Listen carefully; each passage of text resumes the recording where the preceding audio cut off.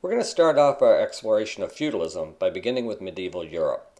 Later in this unit, we'll actually take a look at feudalism in Japan, but for now we're going to get started off with what feudalism was doing in Europe in the early Middle Ages. We'll start by taking a look at Charlemagne. He built an empire that had been greater than any known since ancient Rome. In addition, he reunited Western Europe for the first time since the Roman Empire.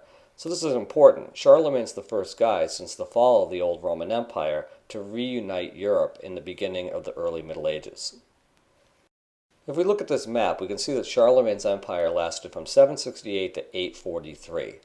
The purple areas on the map show the Frankish kingdom before Charlemagne came to power in 768. And those yellow areas show the areas that he conquered and added to the empire in 814. We also see an unusual area, and that's that green area. It's called the Papal States. And the Papal States were literally a state that was controlled by the Pope in Rome. So the Papal States were essentially a political state that was run by the Roman Catholic Church with the Pope as its head. We also see these red lines going down the center. There's two of them. There's one right here, and there's another one that goes right through here. And that divided up the kingdom after the death of Charlemagne and actually the passing of the rulership to his son. And that's in the division of the Treaty of Verdun in 843. And I can see that the Western Frankish kingdom was given to Charles the Bald, the Central Kingdom given to Lothar, and the East Frankish kingdom was given to Louis the German, all relatives of Charlemagne. So again, what we see by looking at this map is that even though Charlemagne was a great man, his greatness didn't outlive his own death. The empire would be split up. One of the interesting things about this map is the Papal States. Again, we see it down here in the southwest corner. It's green. But what's interesting about it is that Charlemagne took territory just north of it and just south of it. But he did not take the Papal States themselves. So the question we should ask is why? Why didn't he just take it? If he's so powerful, why didn't he just take that territory? Well, it's very simple. The Pope, because he's God's representative on earth for Roman Catholics, gets to decide who's divinely chosen to be a king, or in this case, an emperor. And so if Charlemagne wants to be the emperor, he has to have the Pope on his good side.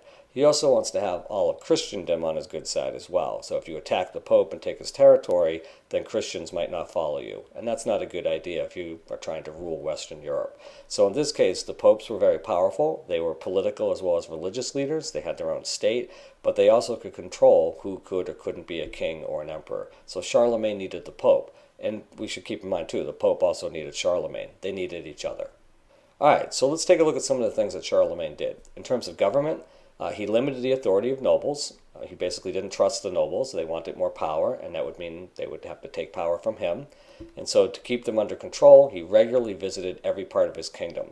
By doing that, he could always keep an eye on the nobles and make sure they weren't up to any no good or sort of trying to attack him or building up castles or defenses or maybe even armies to one day overthrow him. So by moving around to every part of his kingdom, he could keep an eye on what they were doing. Okay, then we have them being declared Emperor of the Romans. So in the year 800, Pope Leo III crowned Charlemagne emperor. Now this is important because it's the first time that a European king could claim the title of emperor since the fall of ancient Rome. So it takes place in the early Middle Ages, but what's important is in this picture, if you notice on the right, it shows us, we can see here, there's the Pope right here. We can see a couple of cardinals with their red hats on. This is probably a bishop right here. And then we've got a couple of monks in the background as well. And this person in the front with the crown on his head and praying is Charlemagne. But what's important about this picture is that it's Charlemagne, the emperor, is on his knees in front of the Pope. And this picture speaks 1,000 words. It basically says the Pope is much more powerful than even the emperor. The Pope doesn't kneel to Charlemagne. Charlemagne kneels to the Pope. This is a little bit different than what we might see happening in the Eastern Byzantine Empire. It's highly unlikely that an emperor in the Byzantine Empire might kneel to the patriarch. But in Western Europe, that's exactly what happened. The popes were powerful enough that kings had to bow to their authority. All right, education and learning. Charlemagne ordered monasteries to open up schools that then would train future monks and priests. So Charlemagne knew that the one surviving institution that was still practicing literacy, reading and writing, was the church, the Roman Catholic Church. So the fall of Rome, all the other institutions had collapsed. The Catholic Church had not. And so he knew that if you wanted to have educated, learned employees working for your government and your government bureaucracy, then you had to have people who could read and write. In order to do that, the only place where there were still people who could read and write was within the church. So by having the monasteries promote education and learning, it helped Charlemagne ensure that he had capable people working within his government. It also gave the church a little bit more power and authority over the control of reading and writing. Also, record keeping. Charlemagne recognized the importance of having accurate information, so monks would help him make handwritten copies of Latin books. After all, it was the church that still retained literacy, reading and writing, and so using monks to copy these books, and sometimes it would take a very long time to copy them, maybe a year, maybe even 2 years sometimes, they would basically be able to have accurate records and accurate information. Now, this is important because later on, what we'll see is after Charlemagne is gone, it will be the church that continues the role of copying books.